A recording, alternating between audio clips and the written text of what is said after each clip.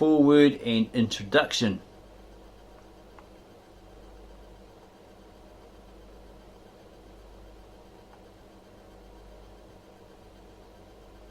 Foreword.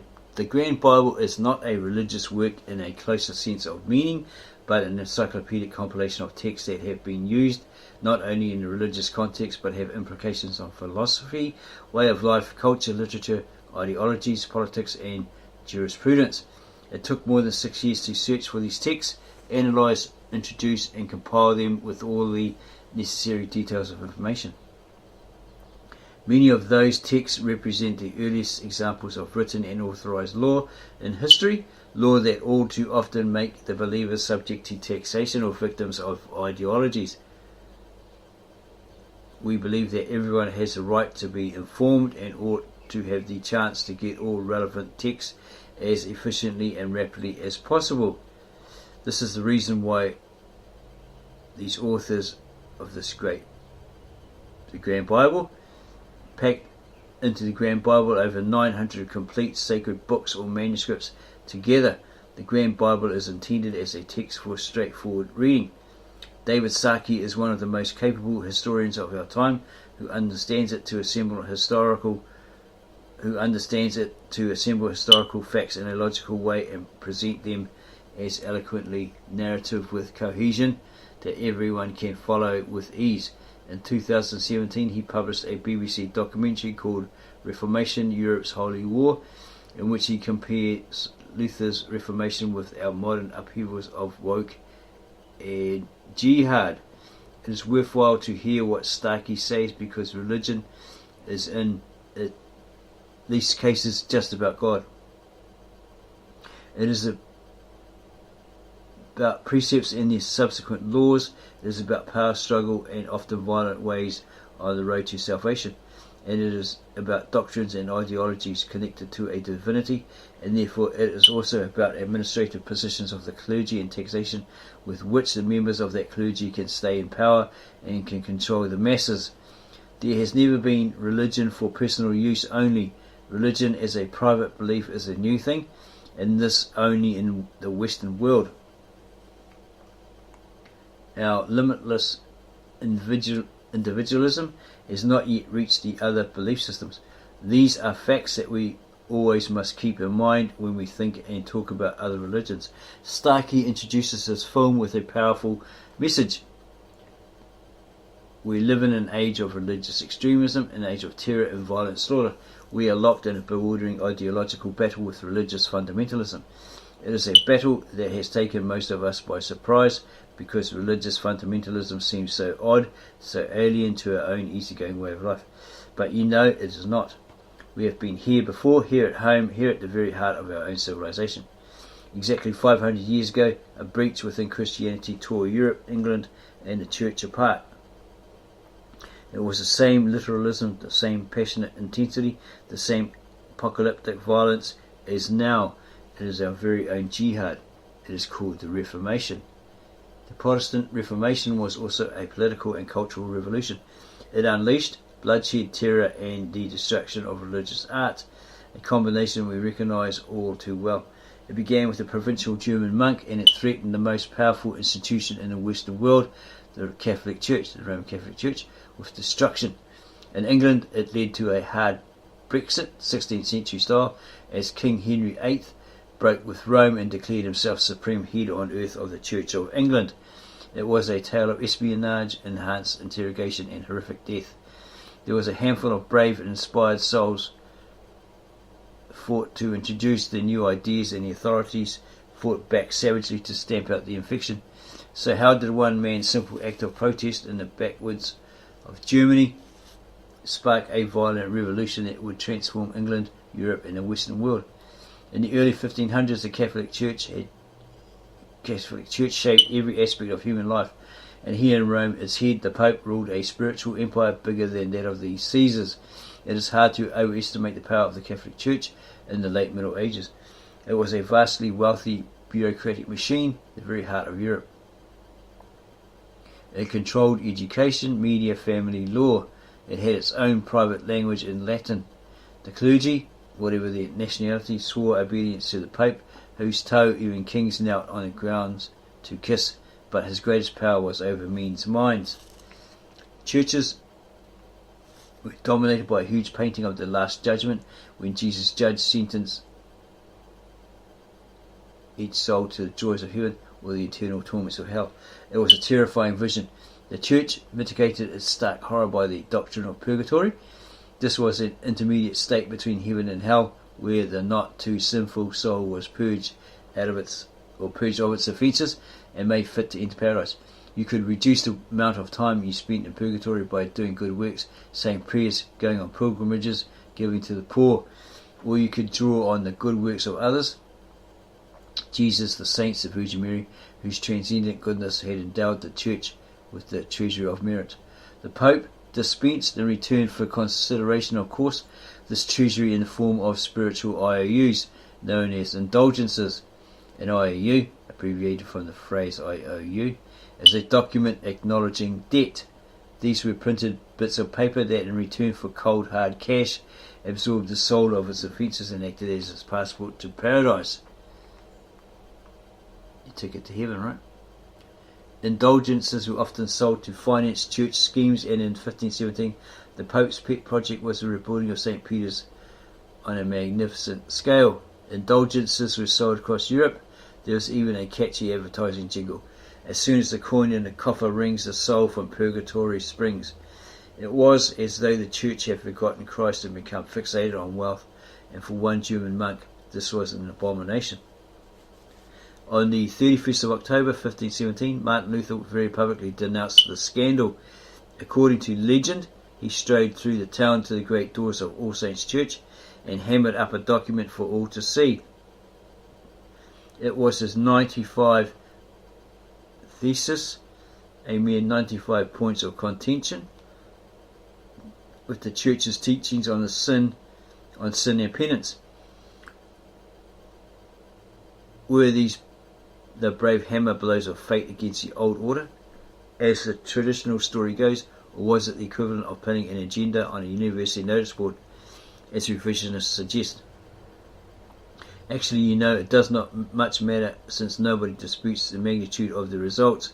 Luther's protest would plunge Europe into 2 centuries of religious war, unleashing bloodshed and brutality across the continent, all in the name of God. Martin Luther was an unlikely revolutionary. In 1517 he was a 33-year-old monk and professor of biblical theology at the University of Wittenberg in Saxony. Saxony was just one of a jigsaw, a small one of German-speaking states that comprised present-day Germany. Each had its own ruler, but all fell under the overlordship of an elected monarch, the Holy Roman Emperor, who was crowned by the Pope, and all were subject to papal authority and taxation. In the introduction to his thesis, Luther wrote of his wish to stir up a debate. A new invention allowed him to succeed beyond his wildest dreams. Just over 70 years earlier, Johannes Gutenberg had developed his printing press. This piece of technology would transform Luther from a little-known monk and academic into Europe's most published author and a wanted man. Luther originally wrote the 95 Theses in Latin, the language of academic and theological discourse, but even within the Latin of the Theses, Luther showed himself aware of that wider audience outside the universities, and 9 of the Theses list the sharp arguments that the laity were using against indulgences. And how Luther asks, are we going to answer those arguments if the church does not reform itself? Well, of course the church showed no sign of reforming itself, so what Luther did was to write a tract. He called it a sermon on indulgences and grace, and he wrote it in German, and he had it printed.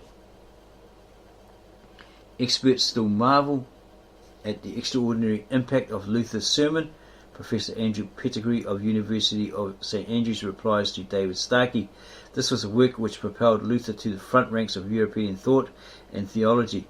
Until that point he had been writing in Latin, but when he did this and published these 20 short propositions in German, Starkey, just 1 second. So the form in German very closely echoes the 95 theses. These are numbered points. Pettigrew, they are numbered points, but they are reduced, so we have 20 instead of 95. I think this is a work of instinctive brilliance. I mean, He calls it a sermon, but it is nothing like a sermon. Sermons are meant to be endurance tests of repetition and reiteration, and this can be read aloud in 10 minutes. It has 20 short snappy points and is published in Wittenberg. But unlike the 95 thesis, which circulated only in the intellectual community, this went viral, spread like a virus. Immediately, it was reprinted in Leipzig, in Nuremberg, in Augsburg, and near Strasbourg as well. So by the end of 1518, there were at least 14 editions of his circulating. And by 1520, Luther had written something like 60 original works. Collectively, they had sold several 100,000 copies, and Luther was now the most published author in the history of printing. And that is an extraordinary transformation for someone who 5 years before had written precisely nothing. Starkey understands that language is the main key if we want to fully grasp what religion is all about and how it works. In March 1518, just 5 months later after Luther's protest in Wittenberg, a copy of the original 95 thesis arrived in England, sent by the Dutch humanist scholar Desiderius Erasmus, who to his friend and fellow scholar Thomas More, who just joined the inner circle of the government of Henry VIII. Both of them had written on the corruptions of church and state, but they had kept their satire safely in Latin. Presumably, they thought that Luther would do the same. Luther, however, had other plans. He knew if he was serious and if he wanted to change anything, he had to address the masses in their own language and not to the scholars. Starkey. In Wittenberg, Luther's attack on indulgences was evolving into fundamental doctrines. The key one, raising the power of personal faith above the remedies offered by the hierarchy of the church. Mankind was saved not by prayer or fasting or indulgences, but only by faith in Christ, as told in the New Testament. Anything else was a corruption and obstacle, and that included Rome, just like Sayyid Qutb or his brother Muhammad Qutb, the teacher of Bin Laden, the so-called Islamists of our time. Luther wanted to go back to the roots of his religion, and he could only achieve that by using the language of the people. Starkey. On the 15th of June 1520, after 4 all-day meetings,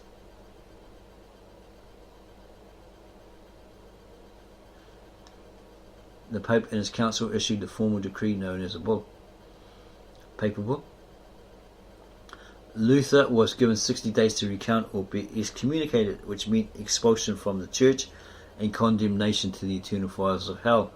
His works were ordered to be burned.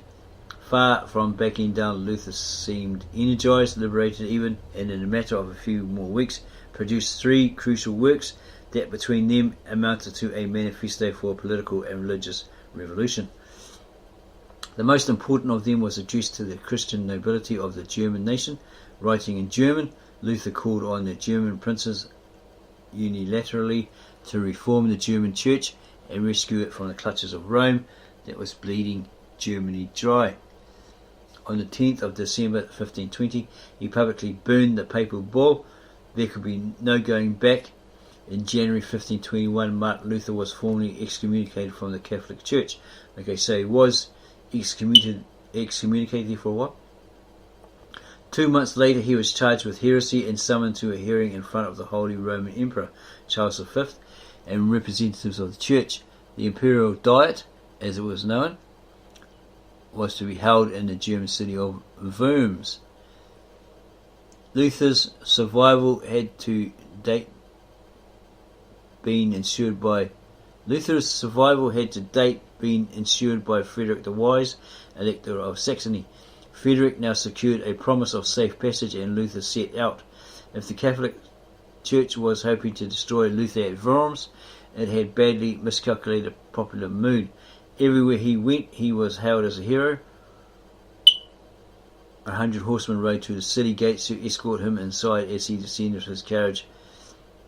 A monk reached out to touch the hem of his robe by taking on the power of the church. Luther had become a local legend, a figurehead for a populist anti-establishment movement that was spreading across the German-speaking states. As resentment about taxes and foreign interference grew, the Pope's ambassador in Worms was horrified as he reported back to Rome. The whole of Germany is in full revolt, he wrote. 9/10 raised the war cry Luther, whilst the watchword of the other 10th who are indifferent to Luther is death to the Roman Curia. Summoned before the Diet or Diet, Luther was ordered to renounce his heretical writings. He refused. Here I stand, he is supposed to have declared, I can do no other. Whilst the Emperors Charles V and the Diet were debating Luther's fate, Luther's safe conduct was honoured and he was allowed to leave Worms. Agents of Luther's protector, the Elector Frederick the Wise, charged with bringing him to a place of safety, brought Luther to Wartburg Castle in Saxony, where he went under cover. He grew his hair and beard and became Junker Georg, or Squire George. Up to now, the Bible was not only a sacred text but also a secret text, which was not available to laymen who could not speak and read Latin, and a main doctrine of the Roman Catholic Church was it to keep it like that.